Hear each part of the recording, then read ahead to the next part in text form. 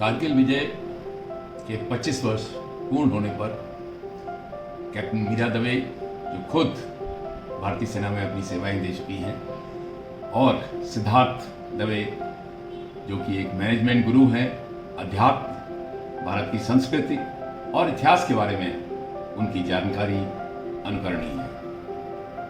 इन दोनों ने कारगिल गौरव विजय यात्रा का संकल्प लिया है, जिसमें वो सूरत से लेकर द्रास कारगिल तक जाएंगे और वहां पर इन भारत के वीरों को अपना श्रद्धा सुमन अर्पण करेंगे।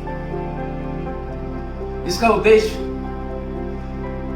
भारत के युवाओं में, छात्रों में, प्रबुद्ध वर्ग में और भारत के जनमानस में कारगिल युद्ध के बारे में जानकारी देना,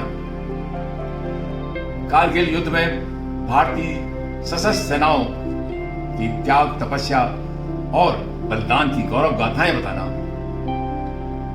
यह एक अद्वितीय पहल है।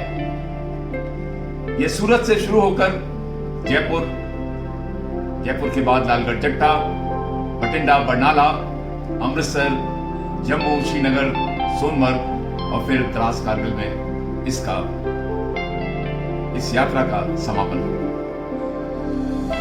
ऐसी सुंदर पहल जिसमें सीमावर्ती इलाकों में, भारत के छोटे छोटे गांवों में भारत के वीरों की वीर गाथाओं के बारे में बताना, जिससे कि हमारे छात्र, हमारी युवा शक्ति, हमारे जनमानस, हमारी वीर नारियां, वो सब उत्साहित हों, उनमें राष्ट्र भक्ति की भावना को भरना, राष्ट्र सर्वोपरि, राष्ट्र सम्मान सर्वोपरि, राष्ट्र गौरव सर्वोपरि, राष्ट्र सेवा सर्वप्रथम, इन जज्बों को कूट कूट के भरना इस यात्रा का एक बहुत महत्वपूर्ण उद्देश्य है। ये जयपुर में हवलदार दिगेंद्र कुमार, जो कि महावीर चक्र विजेता हैं, कारगिल युद्ध में जिन्होंने अपना संपूर्ण जान को जोखिम में डालकर उन्होंने युद्ध किया था और भारतीय सेना को विजय दिलाई थी, उनका भी सम्मान जयपुर में किया जाएगा। और इस तरह से बीच बीच में जहां भी ये वीर बलिदानी, वीर नारियां होंगी, उनको सम्मानित किया जाएगा। ये एक बहुत ही मैं सोचता हूं एक ऐसी पहल है जो इन अनसंग और अनकहे जो लोग हैं उनको एक फिर दोबारा एक कि राष्ट्र आपके लिए समर्पित है, इस भावना को उनमें जगाना, ये एक अतुलनीय पहल है। मैं कैप्टन मीरा दवे और सिद्धार्थ दोनों को इस यात्रा के सोचने के लिए ही बहुत बहुत मैं उनकी प्रशंसा करता हूं, हृदय की गहराइयों से उनको शुभकामनाएं देता हूं, बधाई देता हूं और इस यात्रा के सफल आयोजन के लिए ईश्वर से प्रार्थना करता हूं।